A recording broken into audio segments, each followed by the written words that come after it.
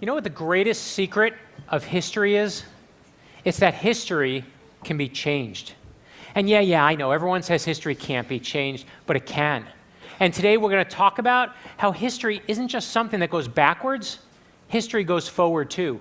And all those great things that haven't happened yet, that's history that's just waiting to be written. So how do you change history? I'm going to tell you by sharing with you the 3 things that I tell my kids every night when I tuck them into bed. It's true, I stole the idea from a friend of mine who told me what his father used to share with him. Every single night when I tuck my kids into bed, I tell them these 3 things. Dream big, work hard, and stay humble. So let's look at them all. First, dream big. You know who has the biggest, best dreams of all? You, young people. You know how old Martin Luther King Jr. was when he became the leader of the most famous bus boycott in history? He was 26. You know how old Amelia Earhart was when she broke her first world record? 25. You know how old Steve Jobs was when he co-founded Apple Computer? 21. And you know how old Jerry Siegel and Joe Shuster were when they came up with their idea for the greatest superhero of all time? The first one, that they named Superman? These guys were 17 years old. 2 17-year-old kids created Superman. They weren't good looking. Look at the picture, right?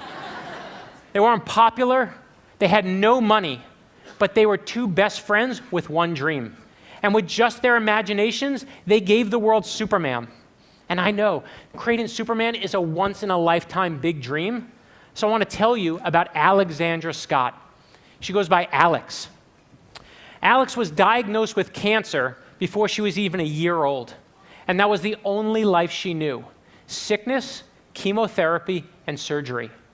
When she was 4, Alex asked her parents, could she put a lemonade stand in the front yard? She didn't want to buy anything for herself. She wanted to use the money to give it to doctors to help other kids with cancer. Okay? In a single day, Alex's lemonade stand raised $2,000. But here's what I love.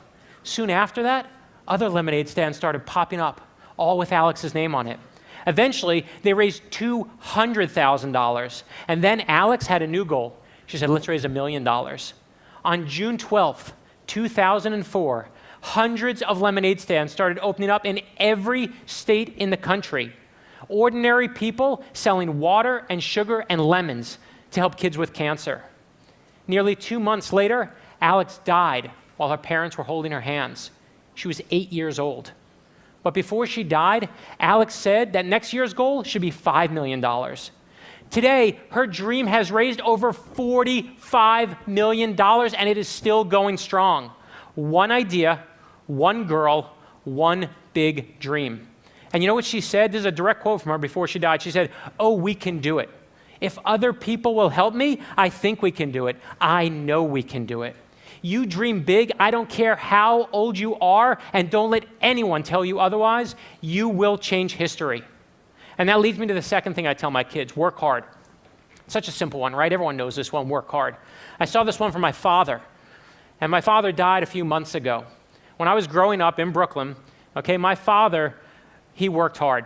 He had no money. We had no money growing up. He worked every Saturday, every Sunday. I watched firsthand every weekend what hard work was. And I saw that the hardest work of all is being resilient when you're facing failure. When I started writing my first book got me 24 rejection letters. To be clear, there were only 20 publishers. I got 24 rejection letters, okay? That means that some people were writing me twice to make sure I got the point. But it wasn't until I was writing my 9th book, a book of heroes for my son, that I found my favorite story of working hard through failure. It was a story that a friend told me about the Wright brothers, that every time the Wright brothers went out to fly their plane, they would bring enough extra materials for multiple crashes. That means every time they went out, they knew they would fail. And they would crash and rebuild, and that's why they took off. I love that story. I wanted my son to hear that story. I wanted my daughter to hear that story. I wanted everyone to know that if you dream big and you work hard and you fight failure, you will change history and do what no one on this planet has ever done before. And that leads me to the final thing I tell them: stay humble. Here's the thing. If you invent the world's first airplane or Superman or a multi-million-dollar lemonade stand, you don't need to be humble. You can get a tattoo on your face that says, "I'm the best," right? But pay attention here. No one likes a jerk. In fact, the world needs fewer loudmouths, so stay humble. When Thomas Jefferson wrote the Declaration of Independence, you know he never took credit for writing it while he was alive? It wasn't until he died and it was in his obituary that the average American found out that he was the author. That's humble. So there's the big secret. Dream big, work hard, stay humble. Wait, you're saying, that's it? What, you tell me a bunch of stories and what? How do I change history? Here's the answer. All history ever is a bunch of stories. Conflicting stories, big stories, little stories, our stories. So how do you change history? All you got to do is write your story. Okay? Now, no, I'm serious. That's it. And people think history is a bunch of facts and dates you got to memorize. That's not what history is at all. History is a selection process, and it chooses every single one of us every single day. The only question is, do you hear the call? And that leads me to the most important thing I'm going to tell you here. You will change history. Some of you will change it in big ways, affecting millions of people. Others of you will do it in more personal ways, helping a family member or someone who needs it. But let me tell you right now, one is not more important than the other.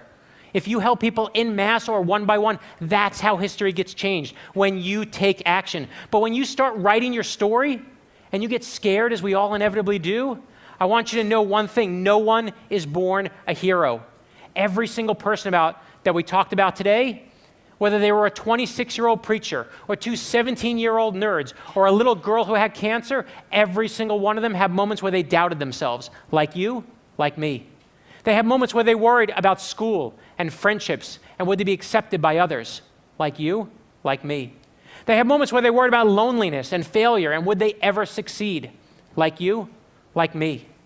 But the best part is, you don't have to start a multi-million-dollar lemonade stand to change the world. All you got to do is help one person. Be kind to one person. That's the answer. It is my core belief. It is in every story I just told you. I believe ordinary people change the world. I don't care how much money you have. I don't care where you go to school. That is all nonsense to me. I believe in regular people and their ability to affect change in this world. I believe in my father and a 25-year-old daredevil named Amelia and a little girl who sells lemonade like nobody's business. And it's why I believe in that very first hero we were talking about today, Superman. To me, the most important part of the story isn't Superman.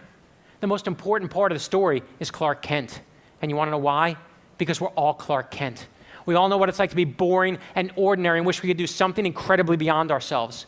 But here's the real news. We all can do something incredibly beyond ourselves. I got 24 rejection letters on my first book, 24 people who told me to give it up. And I don't look back on the experience and say I was right and they were wrong and ha-ha on them.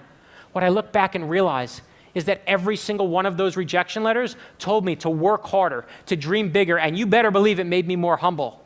But it also made me want it more than anything.